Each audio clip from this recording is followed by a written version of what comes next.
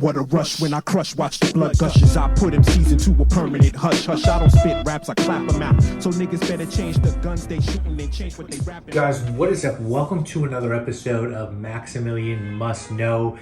Today I've got the fragrances I wore this week. Thought it'd be cool to do another little video on what I was wearing this week, but I promise you I do have a couple videos coming. I have a fragrance review coming up, and I definitely have the sort of series I'm doing on fragrances at every price point for citrus fragrances coming up as well. But today, let's go through what I wore last week. So last Saturday, which is when the day you'll probably see this posted, I wore this. And I have to tell you, it has been a long time since I wore this one. This is Midnight in Paris by Van Cleef and Arpels. And this is one of those discontinued ones. I think they re-released it, but it's totally different. And this is fantastic. I forgot how much I like this one. And as you can see, I wear my fragrances, guys. I've gone through quite a bit of this. This is the EDT. I have a sample of the EDP. I think if I could do it over, I'd get the EDP because it's like fuller, it's got more depth to it, it lasts a little bit longer. But this is just such a fantastic fragrance. And if you like Black by Bulgari, I don't want to say like this is a better fragrance, but it kind of feels like Bulgari Black Deluxe. You've got lemon in this. You've got a beautiful Amalfi lemon note in this one. You've got some leather. You've got a tea note. You've got styrax, which kind of smells rubbery here. You've got tonka bean, almond. There's incense. I mean, I can't tell you it smells like a Midnight in Paris or Midnight in Paris, but I can tell you it's fantastic. Now, I do get a lot of coumarin. That does seem like the main note in this one for me. But man, what a winner. And a beautiful bottle as well. Like the presentation on this one's fantastic. I feel that I'm lucky to have grabbed this one for like a designer fragrance price point when I got into the game. I think this is a 2.5 ounce bottle though. I don't think it's the 4.2. No, it is a 4.2. Okay. But I've gone through about half of it, and this is just a banger. Maybe they'll clone this one at some point. Maybe you can seek find a bottle, but this is like a fantastic like date night fragrance or night out fragrance, or even just a casual fragrance, t-shirt, jeans, just works extremely well. So that's what I wore last Saturday. Last Sunday, I wore this one, and this one probably not too many people are going to know about. I bought this fragrance because there was basically, I think I've explained this a lot. There's 2 lists of fragrances that I'm trying to smell everything on. One is the Base Notes Best 500 Modern Fragrances, and the other one is every fragrance that Luca Turin gave either a 4 or 5-star review to. I'm trying to smell everything I can get my hands on those 2 lists. Now, some are very expensive, some you just can't get. But if I can get it, a sample or a bottle for the right price, I'm trying to get it. And this was on the Base Notes 500 list. I forget what number it is. I think it's in the 400s, but I never expected this. This is from Perfumer's Workshop. If you ever heard, you probably might know them from Tea Rose, which I think is, for the bang for the buck, the best rose fragrance you can buy. You get like a huge bottle of this great rose Soliflor for like $10. But this is called the Samba Kiss Man by Perfumer's Workshop. Bottle is, I get it. It doesn't look like it's much. It's got like a kissy thing here. It's like, you can look at this and be like, what? And that's fair. But it's actually really nice. It's sort of like this salty amber fragrance. And there's not too many notes in this one. You've got like cinnamon, lavender, vanilla, and amber, and that's it. And it's just really austere, almost cold, but it's good. You kind of smell everything. You smell cinnamon, you smell lavender, you smell amber in this one, and you smell vanilla. And this is like a $20 fragrance. I paid $20 for this. Would I tell you, go out and buy this one? I mean, I wouldn't tell you go out and buy it like I tell you to go buy Midnight in Paris. But this is for $20. Someone got this one right when they said, yeah, this is a really underrated fragrance.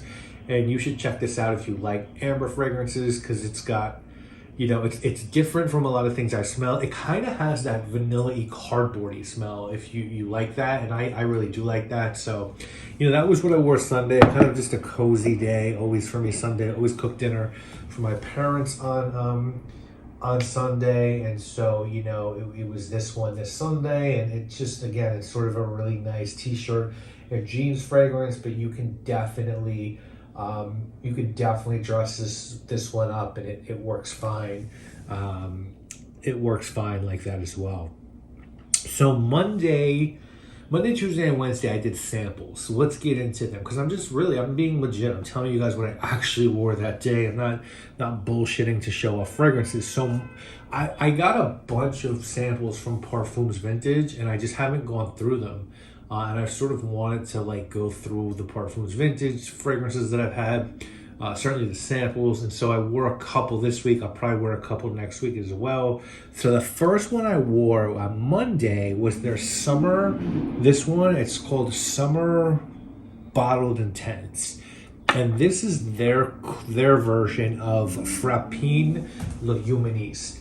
And that is, I think that's Drac Doc Cody. That's one of his favorite fragrances. It's very, very good. It's a very sort of fresh, citrusy fragrance with a very different take, because there's a prominent gin note in it. So you have this ginger and I'm sorry, not ginger. You have this lemon and juniper and pink pepper and very prominent gin note. And it's very bright and sparkly. And yes, off the top, it smells a lot like La Humaniste by Frappin, but unfortunately it suffers the same fate as La Humaniste, which is just piss poor performance. When I wore this, I was like, oh wow, this smells like Frappin.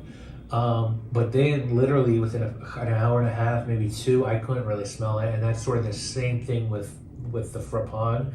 So I really like both of them, but I just could never see myself putting bread up for either, just because they're just both so fleeting. But they're beautiful compositions. The citrus with the botanicals of gin just really make this something appealing. I do think it's a great summer fragrance, but it's not one that I can't see myself going back to either at this point, just because I don't think they just don't last long enough on me. And even the Parfums Vintage, I think they're $80 for the 50 ml and close to $130, $140 for the 100 ml. I just can't justify that price point for something that's so fleeting. So I was a little disappointed with this one, but I wore on Tuesday, I wore another Parfums Vintage, and this one I was very impressed with, and this is Pour Homme, and this is their version of Gucci Envy, which is Gucci Envy is so good, and this is really good too. I really love this. It reminded me how much I love Gucci Envy. Gucci Envy is another one of those fragrances I talk about, Abbot Rouge, or just those fragrances that just have so much going on. It's kind of hard to pull single notes out, but this is ginger, and there's lavender, and there's carnation, and there's sandalwood, and there's cedar and tobacco, and it's just super well blended. This performs like a champ. Gucci Envy, good luck getting a bottle, and if you can find it, it's going to be very expensive, hundreds of dollars. So this is one I really recommend if you like Gucci Envy. This performs really well. I haven't worn, I went through a sample. I got a Gucci Envy a long time ago, so I don't remember how it performs, but I can tell you this one performs really well. So I love this a lot. Then Wednesday, I'm still on my Chanel sample shit. I go through the men's ones, I go through the women's ones. Last week I didn't wear it, but I think it was Chance by Chanel, which is a very fruity floral fragrance. But this week it was one of their classics, and this is really good. I mean, I wouldn't wear this because it's just a little too feminine for me, a little too dated, but this is Coco Edp. And this is just one of the classic Chanel fragrance. It's a spicy amber. It was made for women, and you get rose in this one. You get peach. There's coriander in this one. There's cloves. There's sandalwood. There's tonka. It smells really classy, but it does smell a little dated. Like, this is sort of the fragrance for me that I sort of think of like a rich, really rich, like grandma. Like a well-established like grandma who's like a power sort of broker, who's like likes very well-made things, but maybe has taste that's dated. And I think that Coco Edp is that. There's nothing wrong with that. I enjoyed sampling it. I actually did wear it as a full-out fragrance, and I appreciated it, but it wasn't something I enjoyed wearing. Thankfully, still working from home. That's going to change though, because my company is about to call people back in, after the summer. That's not not super soon, but it's happening. But I was appreciative of this one. So that was my Wednesday. Thursday, I wore this one, and I kind of chose this one on purpose, and I knew I was going to do this video because this fragrance holds some special meaning to me. This is Kobe. I think it's called Kobe by Zerjoff, and I got this fragrance because whenever there's content, I would never enter like win a fragrance contest now. No way. And I never did before. I literally entered one. And the one I entered was, Carlos, Brooklyn fragrance lover. He used to have a fragrance group called Peace, Love, Perfume. And, we were friendly. And he had this contest where you could literally, I forget what you had to just comment, and you could win a Zerjoff 50 ml bottle.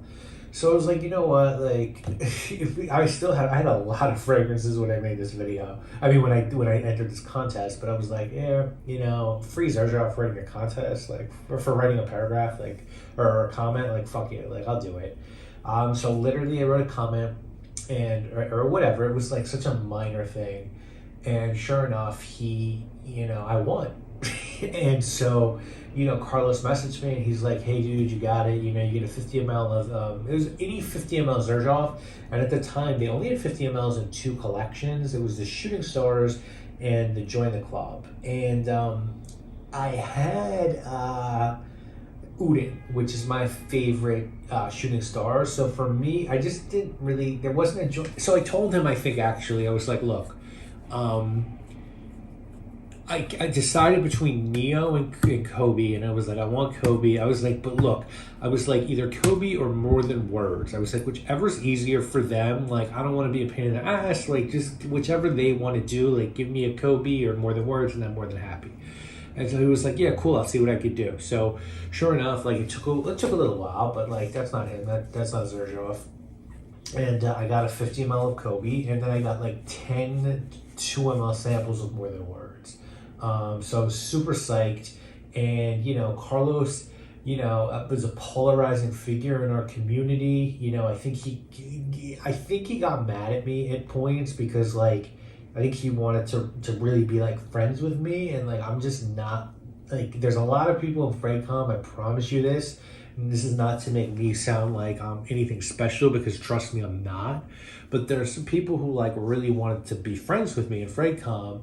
It's just like, I'm not really into that. Like, I have a very close circle of people I keep close. I'm sort of very private in my life for different reasons that I think are, if people knew them, they might understand. But so I just really wasn't into like hanging out or doing whatever, and I think that bothered him. And that's unfortunate, but I think he always was kind of one of these people looking to stir things up. But as I've told people, who I've talked to about Carlos, like there's no doubt that Fragcom was better when Carlos was in Fragcom. This is a guy that just, unquestionably loved fragrances and his cats. And God bless him for both. I think we really lost something when we lost him. I hope he is doing well on his journey, on his experience. And so this fragrance holds some very special meaning to me, and it's a great fragrance as well. It's just a great fragrance. It's not your typical like citrus fragrance. There's orange blossom in this. There's orange There's oud, there's tonka, there's rosewood. It has a marshmallowy feel to me. Someone on Fragrantica aptly described this as ADP's country cousin, Acqua di Parma's country cousin, and I think that's so right on the money. It's this woody, beautiful citrus fragrance that, you know, I love Oudin, but this might be the best for me from the Shooting Stars line. You know, Djala is really good. This is really good. Neo's really good. Oudin's really good. There's some others that are just escaping my mind right now, but this is a beautiful fragrance, and I try to, you know, not go through too much because it's something I hold, you know, somewhat special. And then finally Friday, which is the day I'm filming this, I wore this one. This is another 13 shades, and this is a duo fragrance, and this is their version of a Le Labo fragrance called, I think it's called Another 13. Is that right? It's Another 13. Yeah, it's called Another 13. This is Another 13 shades, and this is such a bizarre fragrance, but it's so good. Like it's like Isoe Super, ambergris, musk, pear, ambrette. There's amyl salicylate, which is a aroma chemical in this one.